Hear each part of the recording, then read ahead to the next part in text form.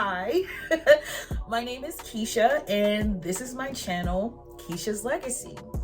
This is a platform I created to where I can share my story in the hopes of inspiring others as I am working through my childhood wounds, whether that be sharing my experience going to court, my experience navigating family, parenting, etc., etc. I'll give a quick rundown of my story and how we ended up at this video, okay?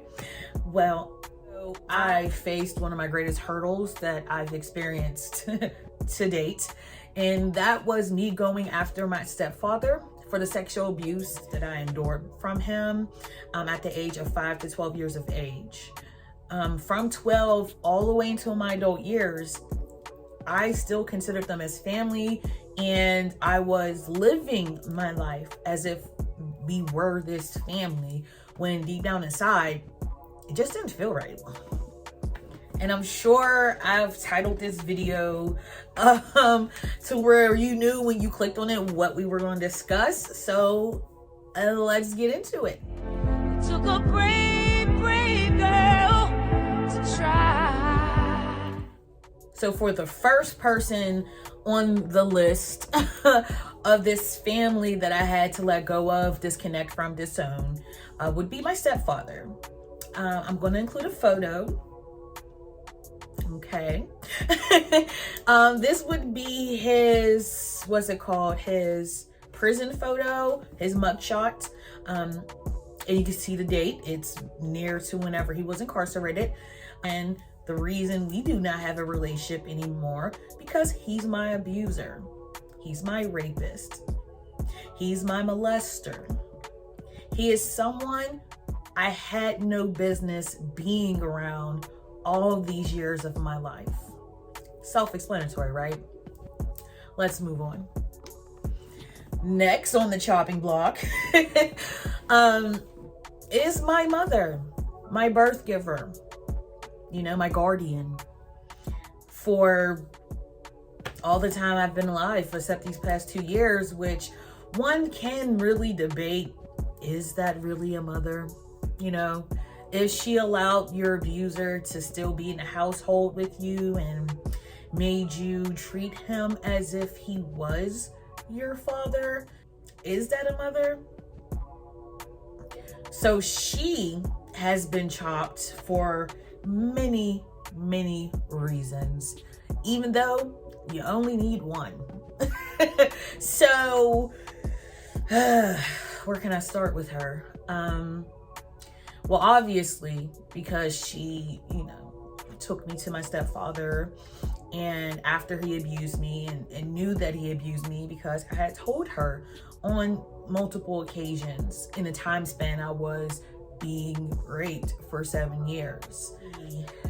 There was a lot, okay?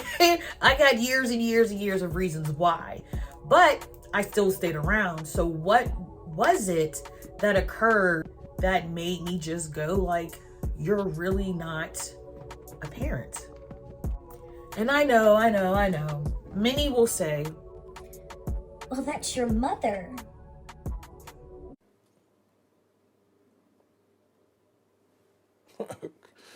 Okay. How can you do that? it's not easy. It's not easy at all. Actually, it's a very hard thing to do, especially with me being a mother, is really just removing myself and being like, wow, like, in order for me to be able to disconnect from her, first of all, I had to see past this mother archetype or name or title, because it's not something you're given just because you gave birth to someone, you know? It comes with action. It comes with purpose. In order for me to successfully disconnect myself from this woman emotionally, physically was easy, and mentally was to really see who and what she is. She's a broken person. She's a hurt person. She is a person who does not know her value because she's never been in a position to flourish in her self-identity. me understanding this does not give me permission to let her continuously hurt me, okay? And when I say continuously, I mean, like, till this day, she's still with my abuser while he's in prison, and she lives her life as if she played no kind of role in my abuse. But she has her own point of accountability that she has to live in. I am no longer looking for her to apologize, because for one, I would never believe it. Because there's a lot of intent that goes into purposely disregarding your child, and she could never have a place in my life because of those actions. All right, we're done with her, so on to the next person. Okay, so next on the chopping block would be my younger brother. Now, I am the oldest of 4 children. So when I say my youngest, I'm going to be speaking about my stepfather and my mother's son specifically at this point, okay?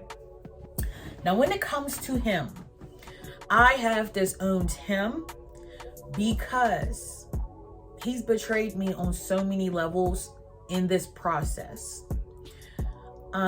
As much time and effort and support and love I poured into him without any need or reason to do so, because I'm his sister. I didn't get that in return whenever I spoke about my truth and let him know all that I had gone through. Sorry guys, I may come off a little bit jumbled on this part, because this truly was the relationship that hurt the most to lose, because even during my abuse, I tried to protect my siblings. And even when it was over, I kept quiet for the sake of my younger brother to have his father. Now, hindsight, I did not have a decision in what was really going on with me. My mother and him both had it set in their minds that he wasn't going to go away for what he did to me. But in the mind of a 12-year-old girl, it was on me. And my younger brother was the reason why I kept quiet for so long. So whenever I finally found it in me, because it took a lot, okay? It may seem like it's easy to say it, you know, to one person and to another person, but each person has their own place in my story, and the difficulty is no different. So in telling my brother, like I said, I just, in my heart of hearts, I just knew he would be by my side. He'd be my rider, as I rode for him for so long. In the course of the investigation, he didn't know.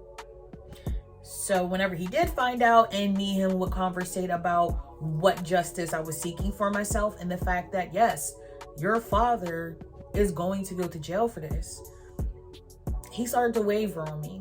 You know, me and him spoke about what was going on, especially around the time after he had got arrested and he was sent to the county jail, and my mother was rallying up his family to pay the bail, and my brother did what I honestly, I was thrown through the entire process. The fact that, you know, my mom, you know, gave the detectives valuable information which led to his arrest, and then to turn around and have my younger brother, which again, he's a grown man. So when I say have him, it's just me validating that she does have a hold on her children emotionally and mentally, to where it could be easy to say, well, he's grown, you know, he could do it. But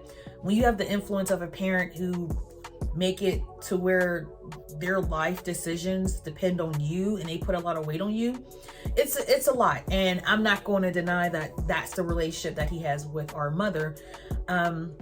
But what I will say is I always felt that his love for me was just a little stronger, just based on how they've treated him and what they've done to him all these years. I cut off that relationship because he made it clear to me in a text message that he has sent that I no longer have, letting me know that he's wanted a relationship with his father for all these years, and his father needed him and he was going to support. And same goes for our mother. You know, she has a disease that came out of nowhere that swiftly started to take her eyesight. And again, she needed him. So I have to let him be where he is at this point. Moving on, it would be the brother who is directly under me in age. So he's my Irish twin. Did we have a close relationship growing up, being as though we were so close in age? Some would say so. But also, let's keep in mind, when you have a household with multiple children, none of us or none of the children experience the same household. And also our interactions with these people, we've all had different encounters. So our experiences are different. And the chuckles are a defense mechanism, okay? So please, when you hear me chuckle, nothing I'm saying is funny to me. It's just helping me get through what it is I'm trying to tell you guys, okay? So let's jump back in. Cutting him off was very easy for me, to say the least. He's done something that I could never forgive him for ever in my lifetime.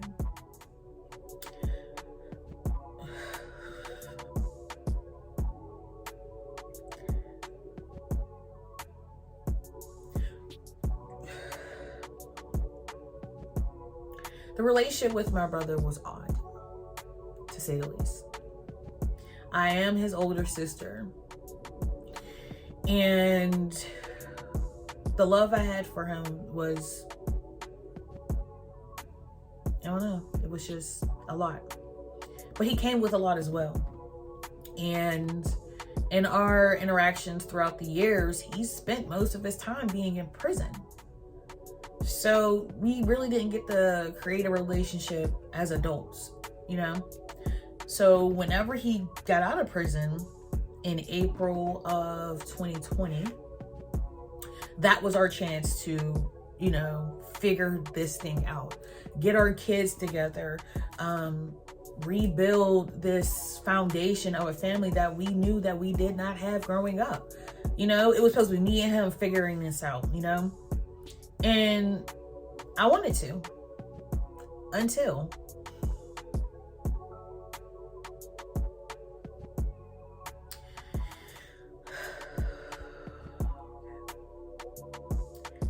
he sexually abused a minor. He raped her. And he knew everything that happened to me. He found out probably after my stepfather was sent to jail. I let it be known to those, like, because once my mother got interviewed by the detectives before arresting him, we knew that that was it. That was going to be the stopping point of it being a silent investigation, because she was going to verbalize like she did and, you know, try to get people on her side to dismiss what I'm saying, to minimize my experience and everything of that nature. So I did talk to my brother. I've had solo conversations with each of my siblings when it came down to my abuse from my stepfather and everything that occurred throughout my life regarding this. So he was fully aware. And not to say that he is to make decisions based off what I've gone through, but damn, can we not be pedophiles? Can we not be predators? Right? So now he's incarcerated as a sex offender. There's no way I would continue to have a relationship with him. And even in the process of all this, like when it comes to me disowning my mother and disowning my, of course, my stepfather, it's, well, that's my brother, like when I talk to their families about them being like very, very poor people when it comes to treating their kids, right?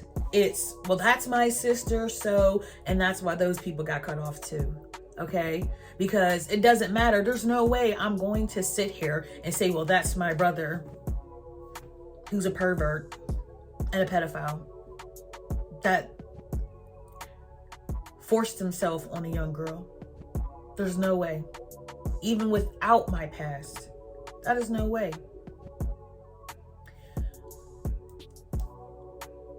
Yeah, so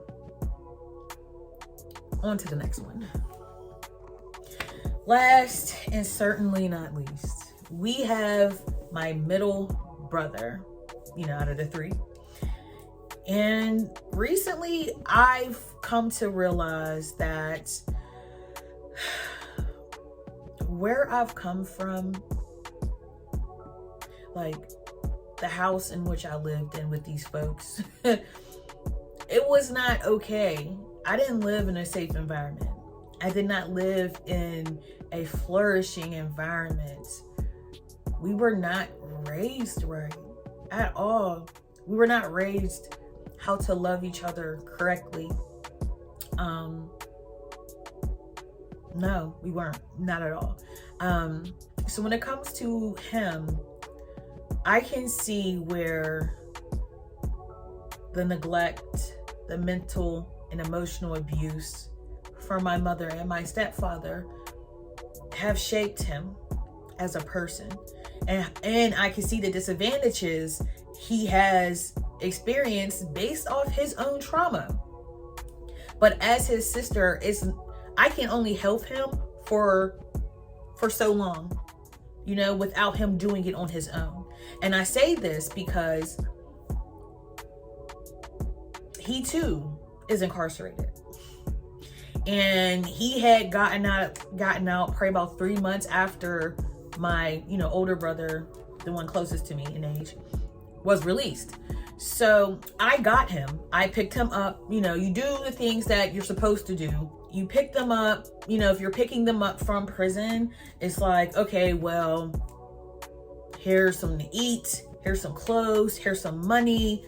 Getting them acclimated back into society. That was the role I played for my brother. And, I did a lot with everything I was going through, trying to prosecute my stepfather, trying to work through my own emotions of the life I was leaving behind and where I was going to go moving forward in this healing journey, because everything was so raw. I was being betrayed around every corner by almost any person that I felt to be close to me. It was a very lonely experience. So for me to, continuously give and put myself out there for those who were family, because he's my brother and I'm going to support him. There's a time where you need support too.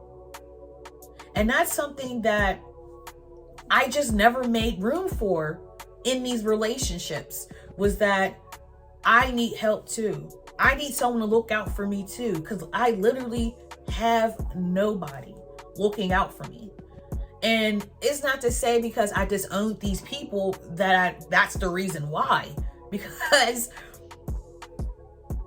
they weren't there either, even when they were connected to me by a label, a title, So for him, it's like I can only pour into him but so much. And with everything I've done and any way I tried to help him, he still chose the road that he wanted to be on, which led him back in prison, And any type of contact that I received from him was through a third party. Even when he was out, there really wasn't much of a communication going on between us. He had my number, I had his, social media. He had ways to get in touch with me. And I just never seen the effort. So I stopped trying. And for my sake, I have to stop caring, because all I'm going to do is hurt myself pouring into people who can't or won't pour into me. So let's see. That's 5 people I had to let go of. Some easier, some not so much. But within all of this, I had to choose myself. I had to choose myself. If it's not pushing me forward in a positive direction, if it's not somebody seeing the value in our connection and treating it valuable, okay, we really don't have nothing to really discuss anymore. And that did not just apply to family, but that's what the video is about. I've put this type of thought into like my personal relationships. So for me to let people go is hard, because you know, you never want to just be alone, but I am working from scratch right now. I do not have an immediate family. I am my children's matriarch. So it's really stopping the cycle with me. Like literally. Okay? It's a lot, y'all. So has this journey of healing my childhood wounds been easy? Absolutely not. It has not been easy. None whatsoever. But, and this is a big but, it's been completely worth it. I would never go back to the life I had before I spoke up. Never. I do not miss any relationship that required me to dismiss myself. I don't miss it. Do I still have work to do? Absolutely. But I'm worth it. And if you're worth it too. Until my next video. Bye.